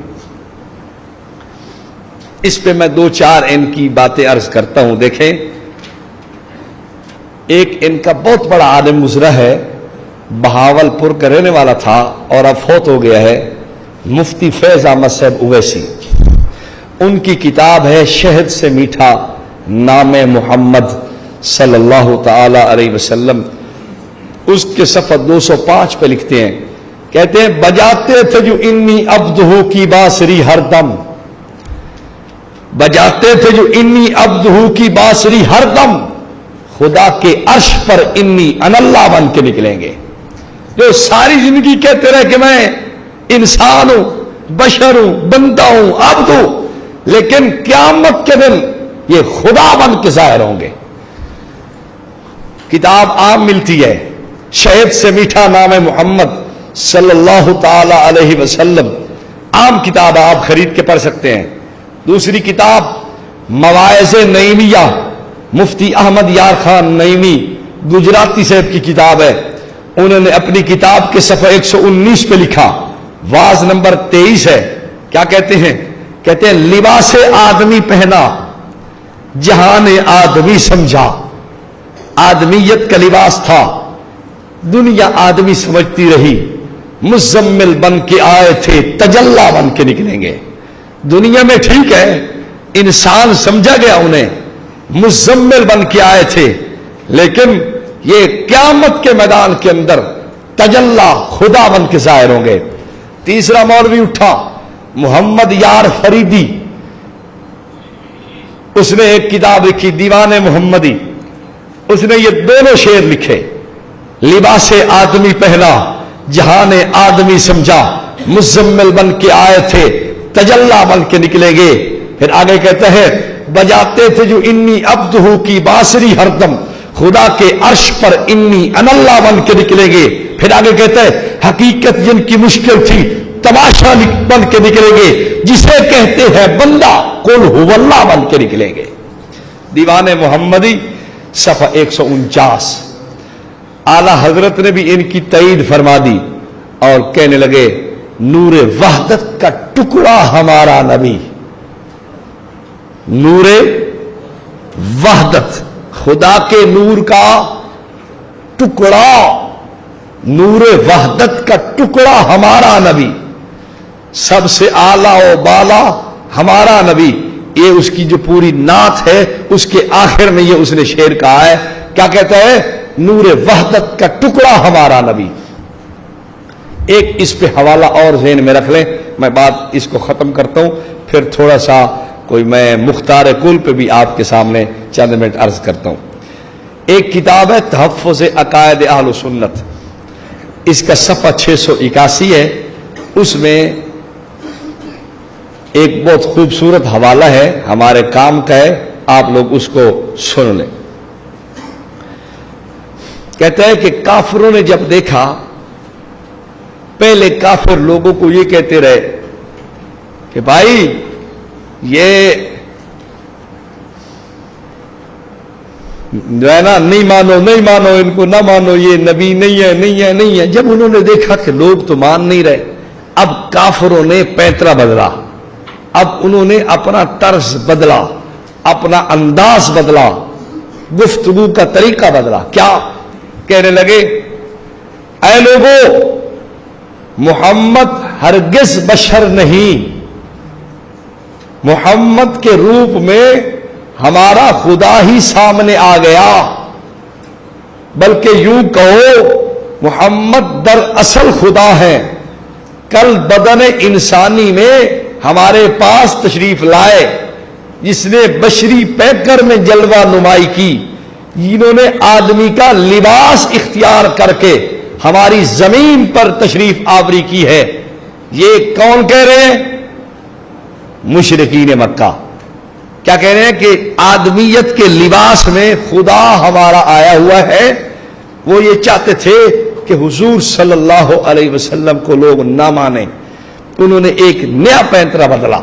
अब आप देख लें, लिबास बशरियत का कौल दर हकीकत खुदा होना और सिर्फ लिबास बशरी में सामने आना, ये कौल मुशरिकीन मक्का से थी, जो चलती चलती आज उम्मत को पहुंच रही है और लोग उस पर खुश हैं। बाकी इस पे दलाइल, दो बातें इसमें ज़हन में रखें, फिर मैं बात आगे लेके चलता हूं। कभी भी इस मसले पर गुफ्तगू हो तो एक तो आपने ये बात ज़हन में रखनी है, उनसे ये कहना है कि हमारी और आपकी गुफ्तगू नबी पाक सल्लल्लाहु अलैहि वसल्लम की रूह मुबारक के मुतल्लिक नहीं है। रूह को आप भी नूरी कहते हैं, रूह को हम भी नूरी कहते हैं। अव्वल मा खलक़ल्लाहु रूही या अव्वल मा खलक़ल्लाहु नूरी, एक ही बात है। हुजूर सल्लल्लाहु अलैहि वसल्लम की रूह मुबारक नूर थी, ये हम तस्लीम करते हैं। आपकी बरकत से अल्लाह ने सारी रूहों को नूर से बनाया है, ये बात ठीक है। अब अगली बात कि आपका और हमारा इख्तिलाफ रूह के मुतल्लिक नहीं है, ठीक है। फिर वो आपके सामने रिवायत पढ़े, या जाबिरो इन्नल्लाह खलक़ नूर नबिय्यका क़ब्ल अल अशियाए मिन नूरिही, या जाबिरो अव्वल मा खलक़ल्लाहु नूरी, ऐ जाबिर सबसे पहले अल्लाह ने मेरे नूर को पैदा किया तमाम अशिया से पहले। और या ये रिवायत अव्वल मा खलक़ल्लाहु नूरी, अल्लाह ने मेरा नूर सबसे पहले पैदा किया। ऐसी रिवायात नहीं चल सकेगी। क्यों? زیادہ سے زیادہ اگر ان کو مان بھی لیا جائے تو اس سے روح مبارک کی بات ثابت ہو رہی ہے، اور اس میں تمہارا ہمارا جھگڑا نہیں ہے، اس لیے ایسی دلیل نہیں چلے گی۔ آپ کا اور ہمارا اختلاف روح کے بارے میں نہیں ہے، وہ اپنا وقت پاس کرنے کے لیے اس کے پاس دلیل ہی کوئی نہیں ہے۔ صحیح کہہ رہا ہوں، کوئی دلیل نہیں ہے، قرآن و سنت میں ایسی کوئی دلیل نہیں ہے۔ ایک آیت پڑھے جس کے اندر حضور کی بشریت کا انکار ہو، اور وہ ایسا قیامت تک اگر الٹے لٹکے رہیں تو وہ پیش نہیں کر سکتے، ہے ہی نہیں تو کریں گے کیا؟ اس لیے وہ وقت پاس کرنے کے لیے کبھی اول ما خلق اللہ نوری، کبھی یا جابر والی، کبھی مصنف عبد الرزاق کی طرف، کبھی نشر الطیب کی طرف، کبھی کہیں بھاگے گا، کبھی کچھ، وقت پاس کرنا ہے نا۔ اپنی جاہل قوم کو تو بتانا نا کہ مولوی کے پاس بڑے دلائل ہیں، بڑی کتابیں ہیں، بڑے بن ٹھن کے مولوی صاحب آئے بیٹھے ہیں، کوئی ایسی بات نہیں ہے، ہمارے مولوی نے بننے ٹھپ دیے ہیں بادشاہ۔ اب جاہل لوگوں کو کیا پتا؟ اس لیے آپ پہلے یہ بات ان سے طے کر لیں کہ ہمارا اور آپ کا اختلاف روح مبارک کے متعلق نہیں ہے، ہمارا اور آپ کا اختلاف جسد مبارک کے متعلق ہے۔ ہم کہتے ہیں کہ اللہ رب العالمین نے حضور کے شیان شان اس کو مٹی سے بنایا ہے، اور آپ کہتے ہیں کہ نہیں، نور سے بنا ہے۔ اختلاف اس بات میں، آپ نے اس جسم کو ثابت کرنا ہے کہ یہ جسم نور سے بنا ہے۔ اب ایک اور واضح میں رکھنا، قرآن کی جتنی دلیلیں وہ پیش کرنے والے ہیں، قد جاءکم من اللہ نور و کتاب مبین، یا اس طرح کی کوئی اور چیز پیش کر دیں، اس میں نبی پاک صلی اللہ علیہ وسلم کو اگر نور کسی تفسیر میں لکھا بھی گیا ہے تو اس کا یہ معنی نہیں کہ آپ نور سے بنے ہوئے ہیں، بلکہ خود اسی غلام رسول سعیدی نے تفسیر تبیان القرآن میں لکھا ہے، اس آیت میں نور سے مراد اکثر مفسرین نے نور ہدایت لیا ہے، ہدایت کا نور ہے۔ جیسے قرآن کے آگے اگلی آیت میں یہدی بہ اللہ من اتبع رضوانہ، یہدی کے لفظ سے سمجھ آ رہا ہے کہ حضور نور ہدایت بن کے تشریف لائے ہیں۔ تو ایک آیت پیش کرو، ایک آیت، زیادہ نہیں، جس سے یہ آپ ثابت کریں کسی مفسر نے صراحتاً لکھا ہو کہ نبی پاک صلی اللہ تعالی علیہ وسلم کا جسم مبارک چونکہ نور سے بنا تھا، اس لیے قرآن نے نور کہا ہے۔ دنیا کے اندر آج تک نہ کوئی پیش کر سکا ہے اور نہ کسی کو جرت ہوگی۔ بس یہ دو باتیں اگر آپ کے ذہن میں رہیں تو پھر میدان آپ کا ہے، اور اگر آپ سوئے رہے ہیں اور اس وقت آپ پھر شیر اور بڑے فن خان بن کے میدان میں اترے تو پھر آپ پھول ہی کرتے رہیں گے ادھر ادھر بیٹھے کہ مولوی صاحب وہ کیا آپ نے بیان کیا تھا، بس وہ کیا ہم نے دعویٰ لکھنا ہے، کیا ہم نے دلیل دینی ہے، کیا بات کہنی ہے، کون سی شرط تھی، شرائط تھی۔ آپ جب بیان ہو رہا تو اس وقت سوئے ہوئے تھے، آپ کے پاس وقت نہیں تھا، آپ کو نیند آ رہی تھی، آپ کو جو ہے نا تقاضے نے تنگ کیا، اٹھ گئے، اور پھر جب دوسرا تقاضا آئے گا تو پھر اس وقت آپ پھر پریشان ہو جائیں گے۔ تو ایک تقاضا دبا لیتے تو کم از کم وہ تقاضا پھر نہ آتا۔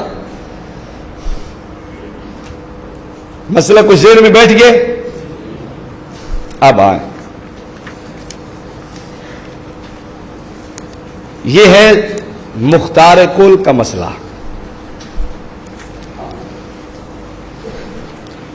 اس میں فریق مخالف کا ذہن یہ ہے کہ نبی پاک صلی اللہ علیہ وسلم کو اللہ نے تمام اختیارات سے نوازا ہے، کائنات میں جو کرنا چاہیں، جو فرمانا چاہیں، آپ کے فیصلے کو، آپ کے حکم کو کائنات میں ٹالنے والا کوئی نہیں ہے۔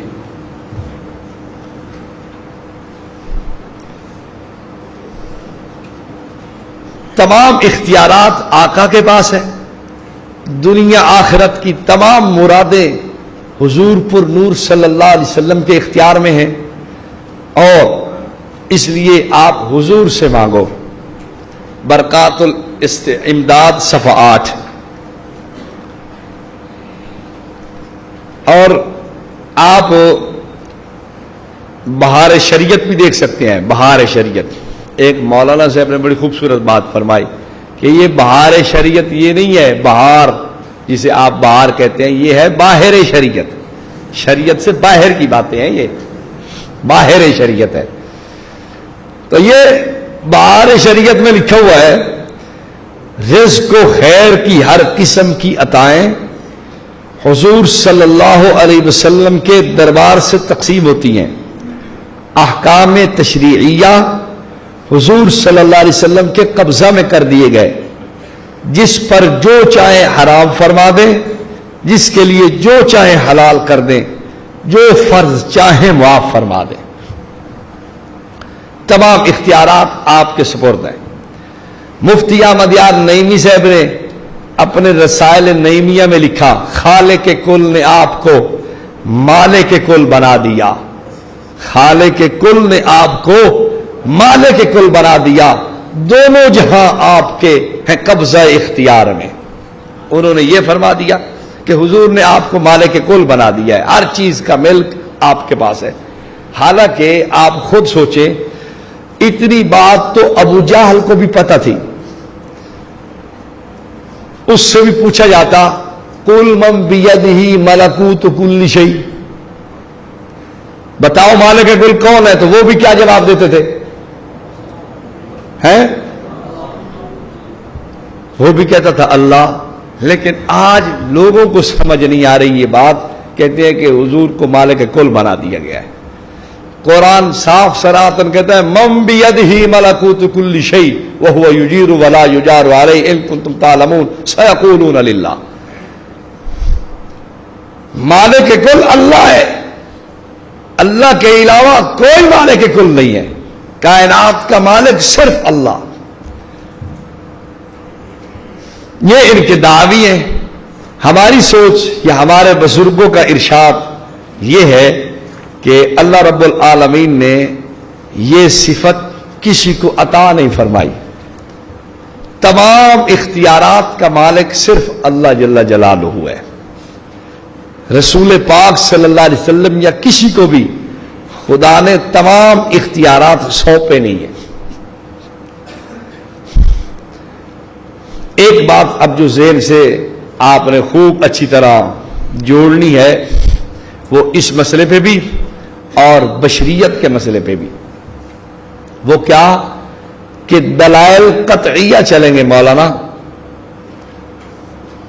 چونکہ آپ ان مسائل کی وجہ سے ہم بشر مانتے ہیں, حضور کو بشر کہتے ہیں, اور آپ کی کتابوں میں لکھا ہوا ہے جو نبی کو بشر کہے وہ کافر ہے.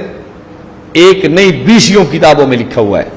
تفسیر نعیمی کو پڑھیں, تفسیر خزائن العرفان کو پڑھیں, خیر البشر کی نوری بشریت کو پڑھیں, حق پر صرف سنی کو پڑھیں, حق پر کون اس کو پڑھیں, ابلیس تا دیوبند کو پڑھیں, یا جناب جی آپ کتاب پڑھیں, اللہ آپ کا بھلا کرے, انوار قمریہ اور حصہ عقائد سیفیہ اس کو دیکھیں. اس طرح کی کئی کتابیں, ان میں یہ بات صراحتاً انہوں نے لکھی ہے کہ جو نبی کو بشر کہے وہ کافر ہے. تفسیر نعیمی میں بھی ایسی چیزیں آپ کو مل جائیں گی, جو بشر کہے وہ کافر ہے. اب آپ دیکھیں اس پہ بھی تھوڑی سی گفتگو عرض کرتا چلا جاؤں, کام کی ہے بات یاد آ گئی. تفسیر نعیمی میں 2 جگہ صفحہ 448 صفحہ 636 لکھا ہے کہ ایک آیت تو وہی ہے ابشر یہدوننا, ایک اس جگہ اور ایک جگہ اور ہے. کیا اب جو ہاں نبی کو بشر خدا نے کہا, نبی کو بشر نبی نے خود کہا, نبی کو بشر کافروں نے کہا. اب جو نبی کو بشر کہتا ہے وہ خدا تو ہو نہیں سکتا, وہ نبی تو ہو نہیں سکتا, لہذا وہ کافر ہے. صاف لکھا ہے لہذا وہ کافر میں داخل ہے. نبی کو بشر یا خدا نے کہا یا نبیوں نے اپنے آپ کو وقالت لہم رسلہم ان نحن الا بشر مثلکم, نبیوں نے اپنے آپ کو خود بشر کہا یا پھر کافروں نے بشر کہا ہے. تو اب جو نبی کو بشر کہے وہ خدا تو نہیں ہے، نبی تو نہیں ہے، لہذا کون ہے؟ کافر ہے۔ آپ اور کچھ نہ کریں، ایک کام کریں، صحابہ نے جہاں جہاں بشر کہا ہے وہ حوالے اکٹھے کریں۔ مثال کے طور پہ ترمذی کے اندر شمائل ترمذی، اما جی کا ارشاد ہے صفحہ 23، باب ما جاء فی تواضع رسول اللہ صلی اللہ علیہ وسلم، آخری روایت۔ اما جی فرماتی ہیں کان بشرا من البشر، حضور تو بشر تھے۔ اس پہ اور حوالہ پیش کریں آپ، ابو داؤد شریف کتاب العلم، باب کتابت العلم، حضرت عبداللہ بن عمرو بن عاص وہ کہتے ہیں اکتب کل شیء اسمعه من رسول اللہ صلی اللہ علیہ وسلم، میں حضور کی ہر بات لکھتا تھا۔ فنہتنی قریش، مجھے قریشیوں نے روکا اور کہا تکتب کل شیء تسمعه من رسول اللہ صلی اللہ علیہ وسلم ورسول اللہ بشر یتکلم فی الغضب والرضا، ہر بات لکھتے ہو؟ حضور کبھی خوشی میں ہوتے ہیں، کبھی غصے میں ہوتے ہیں، تو ہر بات نہ لکھا کر۔ حضرت عبداللہ بن عمرو بن عاص رضی اللہ تعالی عنہما کہتے ہیں کہ میں حضور کے پاس چلا گیا، میں نے کہا جی قریش مجھے یوں کہتے ہیں، آپ نے فرمایا نہیں نہیں، ہر بات لکھا کر، واللہ ما یخرج منہ الا حق، زبان سے سوائے حق کے کچھ نہیں نکلتا۔ تو قریش کون تھے؟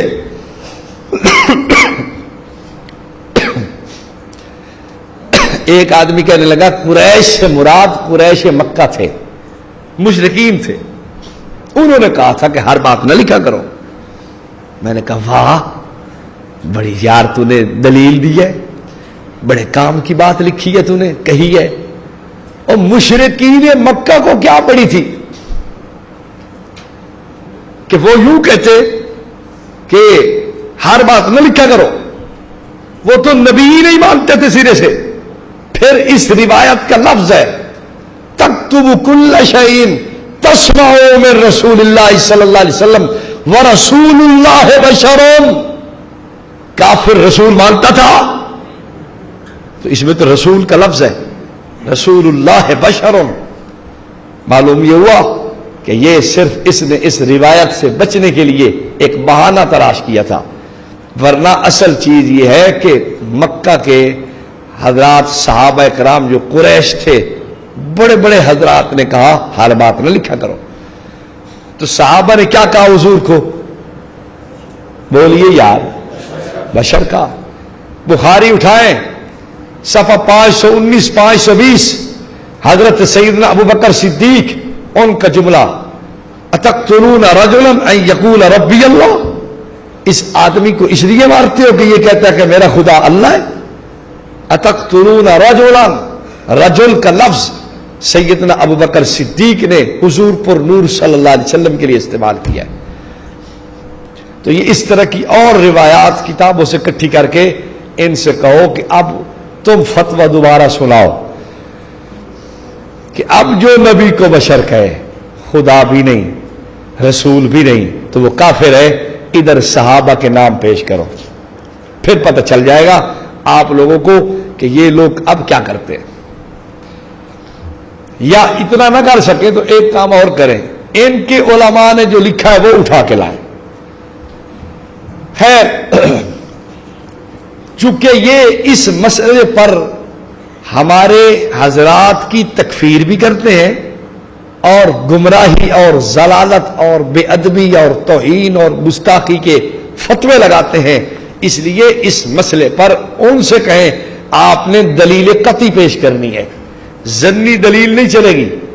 آپ کسی کرامت کو اٹھا کے لے آئیں، بزرگ نے فرمایا، حضرت صاحب نے یہ بات فرمائی تھی جی، ہم تو پھر حضرت کے ماننے والے ہیں جی، بزرگوں نے یہ ایسے فرمایا، ہم نے تو بزرگوں سے سنا ہے۔ نہیں نہیں، دلیل قطعی لانی آپ نے۔ ٹھیک ہے، بزرگوں کا ہم احترام کرتے ہیں، میں حیران ہوں یار، خیانت کی بھی اخیر ہوتی ہے۔ ایک حوالہ پیش کرتے ہیں یہ کرامات کے اوپر کہ کشف الغمہ کا نہیں، الیواقیت والجواہر، امام سیدی عبد الوہاب شعرانی رحمۃ اللہ علیہ کا، انہوں نے لکھا ہے کہ کرامت اختیاری ہوتی ہے۔ اب آپ جب اصل عبارت کو دیکھیں تو وہ فرماتے ہیں کرامت کی دو قسمیں ہیں، ایک ہے کرامت حسی اور ایک ہے کرامت معنوی۔ حسی کیا ہے؟ وہ کہتے ہیں کہ ایک ہے اپنے اختیار میں کرامت، وہ کیا ہے کہ اپنے اوپر انسان جبر کر کے شریعت کے مطابق اپنے آپ کو چلائے۔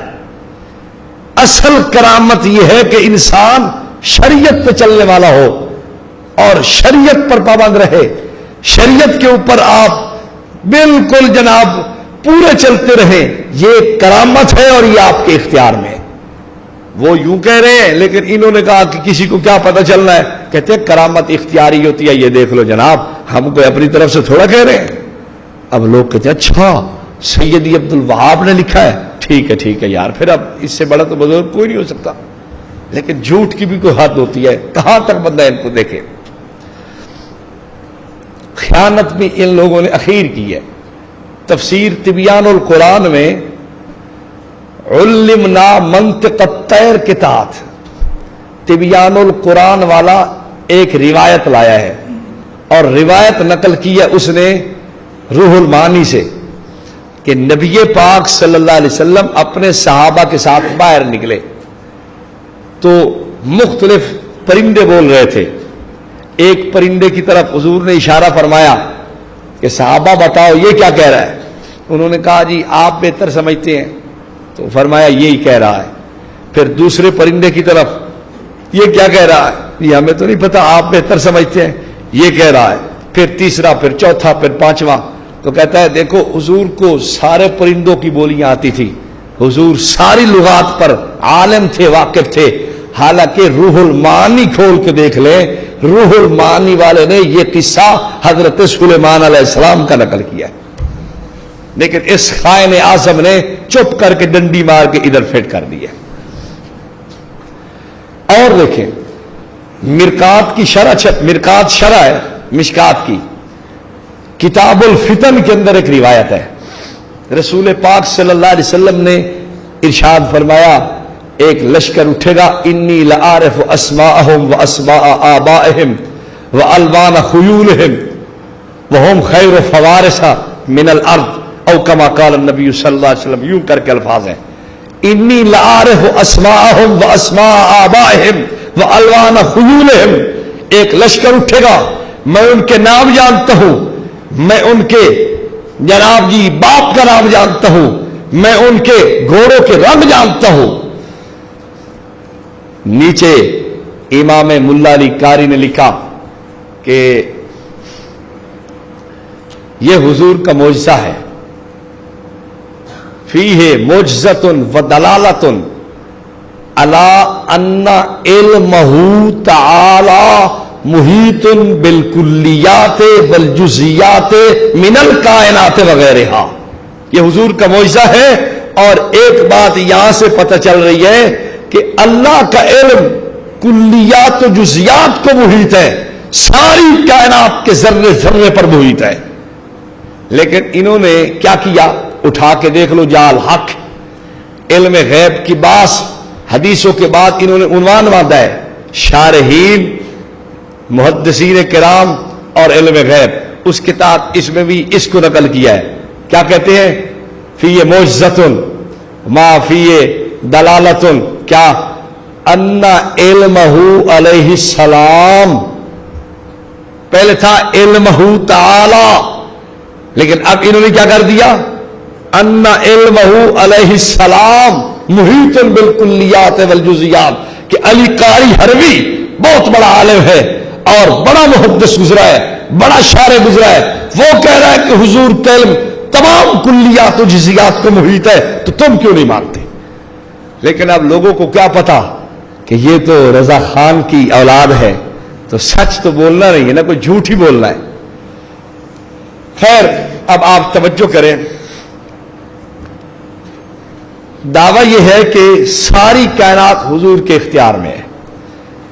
حضور صلی اللہ علیہ وسلم کو تشریعی اختیارات بھی ہیں، تکوینی اختیارات بھی ہیں۔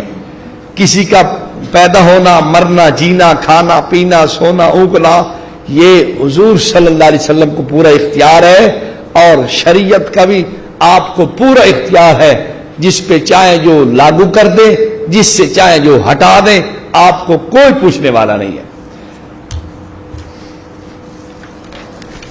اب اس پہ آپ تھوڑی سی تنقید کریں، اس ان کے دعوے پر۔ اصل کامیاب مناظر وہ ہے جو مخالف کا دعویٰ اس پر خوب تنقید کرے، اچھی طرح اس کو چھاننے میں ڈال کے ہلائے، اور اس سے اچھی طرح جناب جی اس کو ڈال کے برتن کے اندر مدھانی میں ڈال کے خوب اس کو جناب چلائے، اور جب تک بات کا کسی طرف کوئی فیصلہ نہیں نکلتا اس وقت تک نہ چھوڑے۔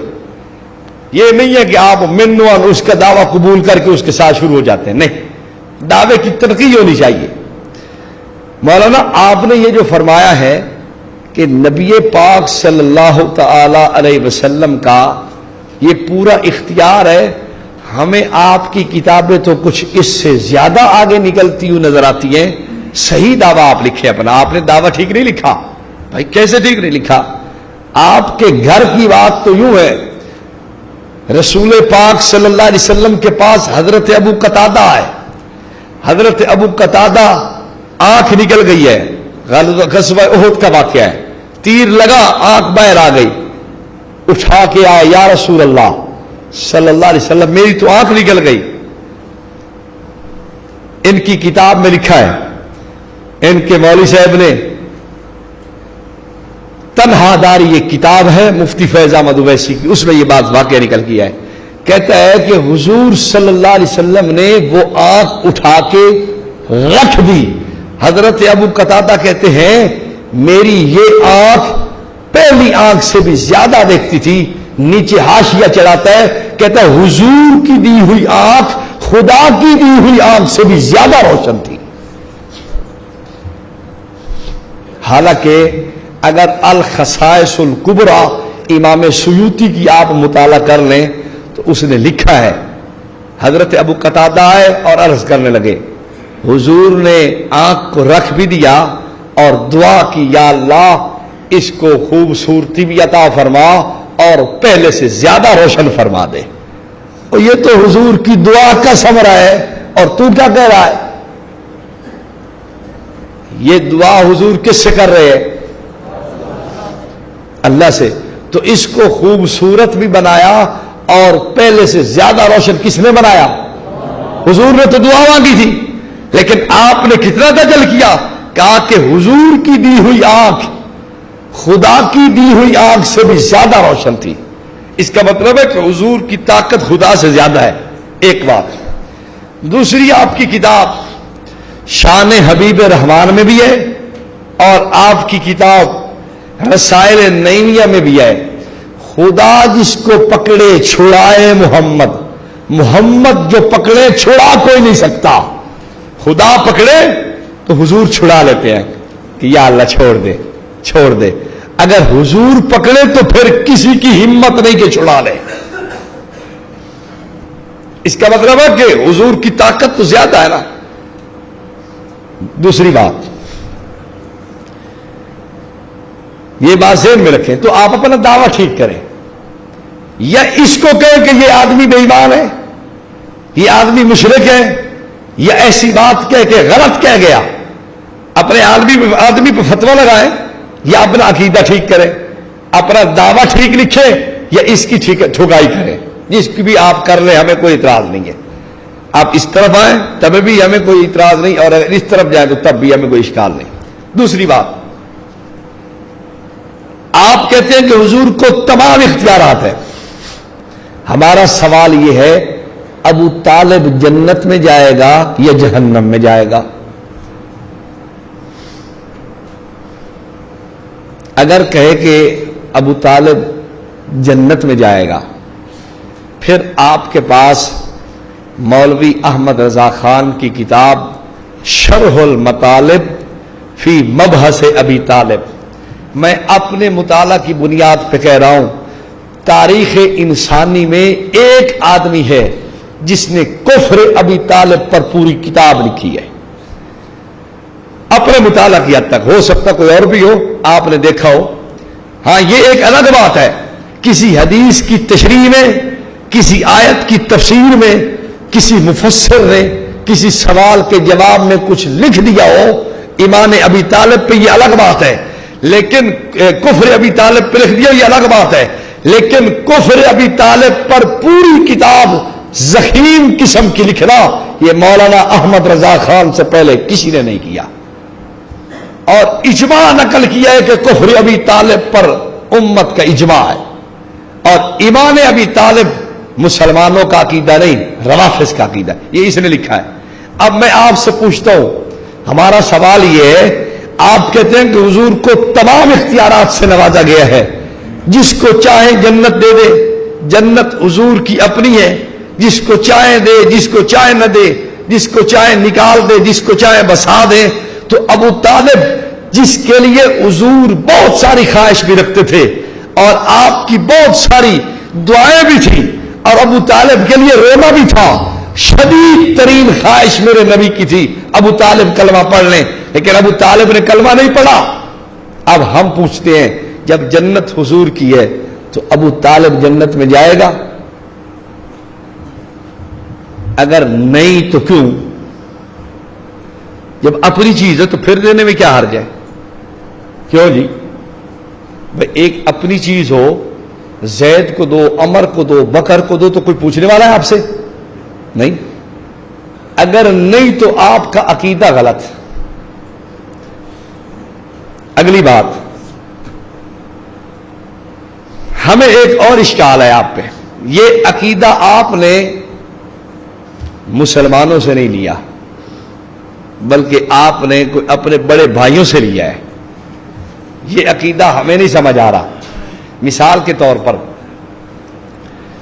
شاہ عبد العزیز محدث دہلوی رحمہ اللہ نے تحفہ اثنا عشریہ میں یہ بات حضرت امام جعفر صادق کی نقل کی ہے ان کی کتابوں سے. کیا کلینی نے یہ بات کہی کہ امام جعفر صادق فرماتے ہیں, فما فوضہ اللہ تعالی الی رسولہ صلی اللہ تعالی علیہ وسلم فقد فوضہ الینا. جو کچھ اللہ نے اختیارات, کائنات کا نظام چلانا, جو امور اللہ نے نبی کے سپرد کیے تھے, نبی نے سارے اٹھا کے ہمیں سپرد کر دیے. یہ آپ نے ان سے تو کہیں نہیں لیا. تو تھوڑا سا اس پہ بھی ہمیں ارشاد فرمائیں. اور یہ بات بھی شیخ عبد القادر جیلانی رحمۃ اللہ علیہ نے لکھی ہے کہ یہ جو ان کا ایک فرقہ ہے نا مفوضہ, یہ کہتا ہے کہ اللہ نے تدبیر خلق کا مسئلہ, مخلوق کا نظام چلانے والا مسئلہ ائمہ کے سپرد کر دیا ہے. غنیت الطالبین جلد 1 صفحہ 182 ان کا یہ عقیدہ ہے.